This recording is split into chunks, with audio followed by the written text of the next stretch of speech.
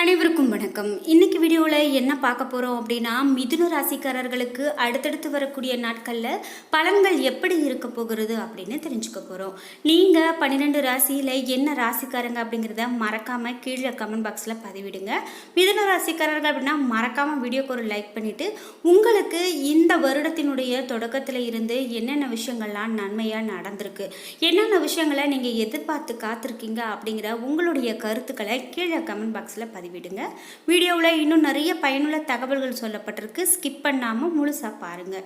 நீங்கள் இன்னும் நம்ம சேனலை சப்ஸ்கிரைப் பண்ணாமல் இருந்தால் சப்ஸ்கிரைப் பண்ணிக்கோங்க. கூடவே இருக்க பெல் ஐகானை மறக்காமல் கிளிக் பண்ணிடுங்க. வாங்க வீடியோக்குள்ளே போகலாம். எதிர்ப்புகளை புத்திசாலித்தனத்தால் முறியடிக்கக்கூடிய புதன அதிபதியாக கொண்ட மிதுன ராசிக்காரர்களுக்கு என்ன பலன்கள் அப்படின்னு பார்க்கலாம்.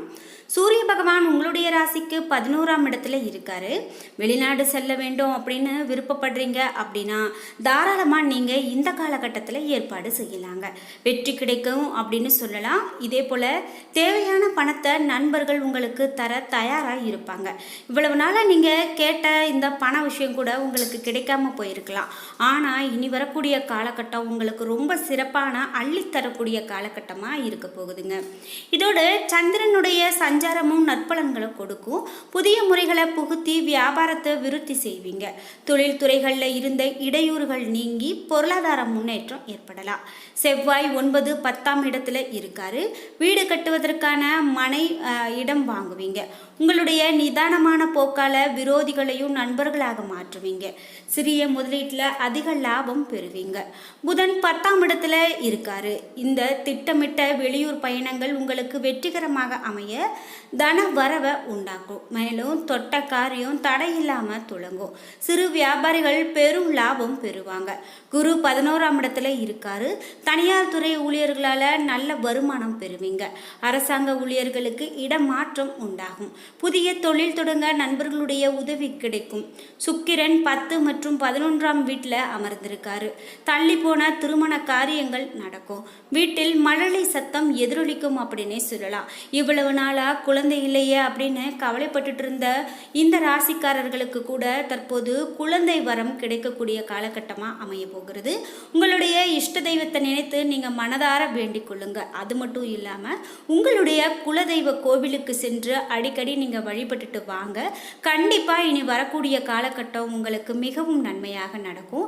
அதே போல் அடுத்தடுத்த தலைமுறையினர் விருத்தி அடைவதற்கான குழந்தை பாக்கியம் அப்படின்னு பார்க்கும்போது கண்டிப்பாக உங்களுக்கு சிறப்பாகவே இருக்கும் அப்படின்னு சொல்லலாம்.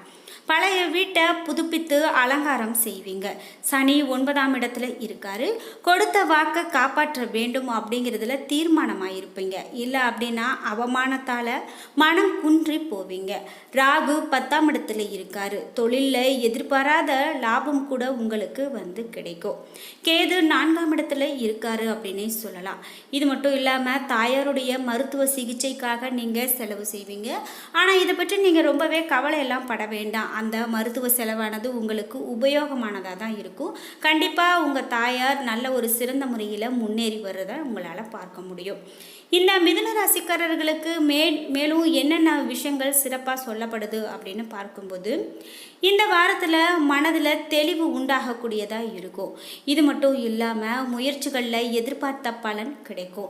வழக்குகளில் சாதகமான போக்கு காணப்படும். குடும்பத்தில் இருக்கிறவங்களுடைய வீண் பேச்சால் மன வருத்தம் உண்டாகலாம். கணவன் மனைவிக்கு இடையே திடீர் கருத்து வேற்றுமை ஏற்பட்டு நீங்கள் உங்களுக்குள்ள ஒரு பிரச்சனைகள் வரலாம். ஆனால் அதுக்காக நீங்கள் கவலைப்பட வேண்டாம். கண்டிப்பாக அது சரியாகும். வீண் பிரச்சனைகளில் தலையிடாமல் ஒதுங்கி செல்வது உங்களுக்கு நன்மையவே கொடுக்கும். உறவினர் நண்பர்களிடம் பழகும்போது அதிகமான கவனம் உங்களுக்கு தேவைப்படுது.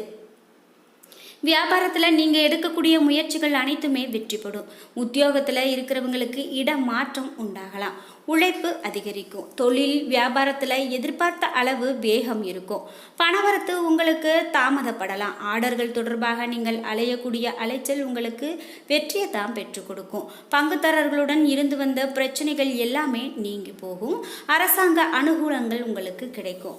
பெண்களுக்கு குழப்பங்கள் நீங்கும் அப்படின்னே சொல்லலாம். உங்களுடைய மனதில் தெளிவு உண்டாகக்கூடிய காலகட்டமாக இந்த காலகட்டம் இருக்கும்.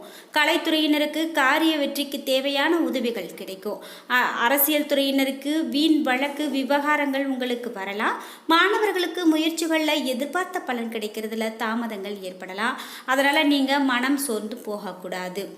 உங்களுக்கு பரிகாரம் அப்படின்னு பார்க்கும்போது பெருமாளுக்கு தீபம் ஏற்றி அர்ச்சனை செய்து வணங்குவது உங்களுடைய வாழ்க்கையில் நல்ல ஒரு முன்னேற்றத்தை கொடுக்கும் அப்படின்னு இதுவே உங்களுக்கு பரிகாரமாகவும் சொல்லப்படுது. இது மட்டும் இல்லாமல் அடுத்ததாக இந்த மிதுனம் ராசிக்காரர்களுக்கு வேறு என்னென்ன பலன்கள் சொல்லப்படுது அப்படின்னு பார்க்கும்போது வாரத்தினுடைய முதல் பாதி இரண்டாம் பாதியை விட சிறப்பானதாக இருக்கும். நீங்கள் என்ன ராசிக்காரங்க என்பதை கீழே கமெண்ட் பாக்ஸில் மறக்காமல் பதிவிடுங்க. உங்களுடைய தொழில் அல்லது வணிகம் தொடர்பாக பயணமும் அல்லது பெரிய முடிவும் எதிர்காலத்தில் உங்களுக்கு பெரும் நன்மையை கொடுக்கும். வியாபாரத்தில் நல்ல லாபத்தை பெறுவீங்க. நெருங்கிய நண்பர்களுடைய உதவியால் லாபகரமான திட்டத்தில் சேரக்கூடிய வாய்ப்பை பெறுவீங்க. உத்தியோகத்தில் இருக்கிறவங்க தங்களுடைய கடந்த கால கடின உழைப்பின் நல்ல பலன்களை பெறுவதற்கான வாய்ப்புகள் அதிகமாகவே காணப்படுது. உங்களுடைய பணியை மூத்தவர்கள் பாராட்டுவாங்க. செல்வாக்கு மிக்க சிலருடைய உதவியால் சொத்து தகராறுகள் தீர்ப்பதற்கான வாய்ப்பு காணப்படுகிறது. இதன் மூலமாக நிம்மதி பெருமூச்சு விடுவீங்க. உங்களுக்கு அதிர்ஷ்டமான நிறம் சிவப்பு. அதிர்ஷ்டமான எண் 14. இந்த ராசிக்காரர்களுக்கு அப்படின்னு பார்க்கும்போது ஒவ்வொரு நாளுமே நாம் எப்படி இருக்குது அப்படின்னு தெரிஞ்சுக்கும்போது அது நல்ல ஒரு விஷயமா அமையுதுங்க. அந்த வகையில் குறிப்பிட்டு மேலும் இந்த ராசிக்காரங்களுக்கு என்னெல்லாம் சொல்லப்படுது அப்படின்னா இனி வரக்கூடிய காலகட்டம் உங்களுக்கு மிகவும் மகிழ்ச்சிகரமானதாக இருக்க போகுது. பொருளாதாரத்தை பொறுத்தவரை எதிர்பார்த்த அளவிற்கு பண வரவு இருக்கும். திடீர் பயணங்களால் உடல் சோர்வு ஏற்படலாம். கணவன் மனைவிக்கு இடையே ஒற்றுமை அதிகரிக்கும். விலகி சென்ற உறவுகள் விரும்பி வந்து சேரும். வேலையை பொறுத்தவரை பணி சுமை அதிகமாக இருந்தாலும் உடன் பணிபுரியவர்களுடைய ஒத்துழைப்பால் வேலையை திறமையாக செய்து முடிப்பீங்க.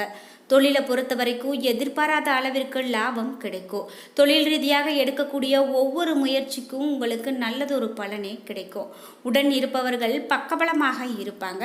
அதனால் நீங்கள் எந்த வகையிலையும் கவலைப்பட வேண்டாம். தொழிலை விரிவுபடுத்துவதற்கு நல்ல வாய்ப்புகள் உங்களுக்கு தேடி வரும்.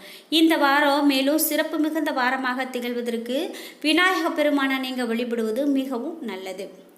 வேலையை பொறுத்த வரைக்கும் உங்களுக்கு சாதகமான சூழ்நிலையே நிலவுது. திறமையை காட்டுவதன் மூலமாக அதிகாரிகளுடைய பாராட்ட பெறுவதற்கான வாய்ப்புகள் உங்களுக்கு அதிகமாக இருக்குங்க. வாய்ப்புகள் அதிகமாக உங்களுக்கு கிடைக்கும்.